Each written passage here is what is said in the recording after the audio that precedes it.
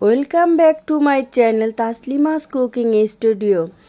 এই কুকিংয়ে আজকে দেখবেন আপনারা সুন্দর করে কিভাবে আমি একটা জুসি একটা নুডলস রান্না করেছি, স্যুপ নুডলস। এই স্যুপ নুডলসটা সবজি দিয়ে করা যায়।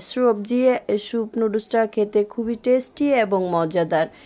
এর জন্য যা যা উপকরণ নিয়েছি আমি তা হচ্ছে কর্ন।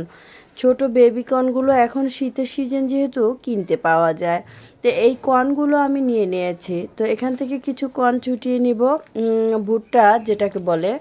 তো ভুট্টাগুলো নিয়ে নিব। আর নিয়েছি কিছু পেঁয়াজ কুচি, কাঁচামরিচ কুচি, টমেটো কুচি আর বাঁধাকপি। এগুলো দিয়ে আমি এই উপকরণটা আজকে রান্না করব, এই উপকরণগুলো দিয়ে।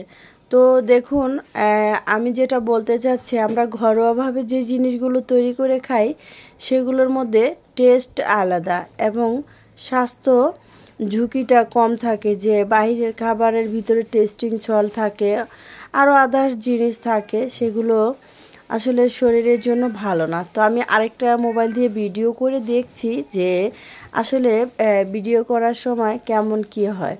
দেখলাম যে না, কারেন্ট চলে গেলেও আমার ফোনটা থেকে ভালোই একটা ভিডিও হয়। তো যাই হোক, আমি ভিডিওটা ওটা অফ করে দিয়ে আমি ভাবছি আমার সেটের ভিডিওটা দিয়েই সুন্দর করে ভিডিও করব।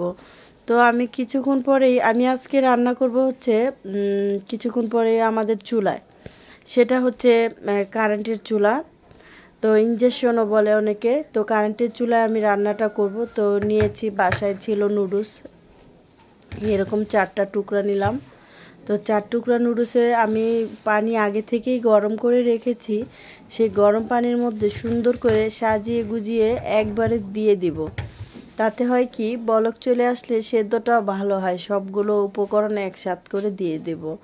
তো এই আমার গরম পানিটা, এটার মধ্যে আমি সুন্দর করে আগে আমি নুডলসগুলোকে গুছিয়ে দিচ্ছি, চারদিক থেকে যাতে নিচে থাকে, নুডলসটা সিদ্ধ হয়ে উপরে উঠে যাবে কিছুক্ষণের মধ্যেই। তো এই সব উপকরণগুলো আমি একসাথ করে দিয়ে দিচ্ছি। এখন আমি এগুলো একসাথ করে দিয়ে আমি 15 মিনিটের জন্য কুক করতে দিব। কুকটা ভালো হলে ভালো লাগে খেতে।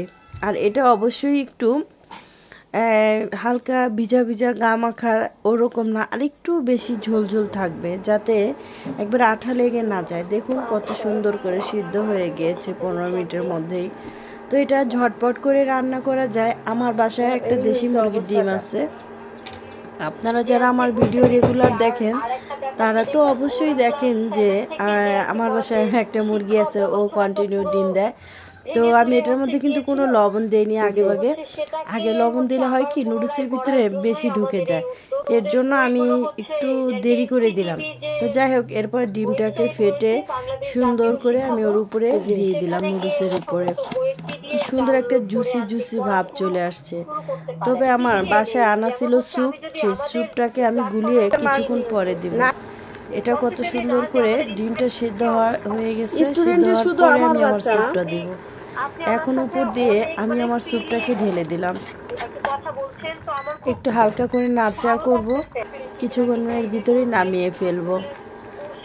খেতে যেটা এত টেস্টি এবং মজাদার, 2 টেবিল স্পুন সয়াবিন তেল দিয়ে দিলাম, যাতে বেশিটা আঠাটা বেশি না হয়ে যায় এবং খেতে একটু ভালো আর একটু বেশি টেস্টি হয়। স্যুপ দেওয়ার কারণে এর স্বাদ দ্বিগুণ বেড়ে গিয়েছে। তোমার জন্য খেতে তো অসম্ভব টেস্টি এবং মজাদার।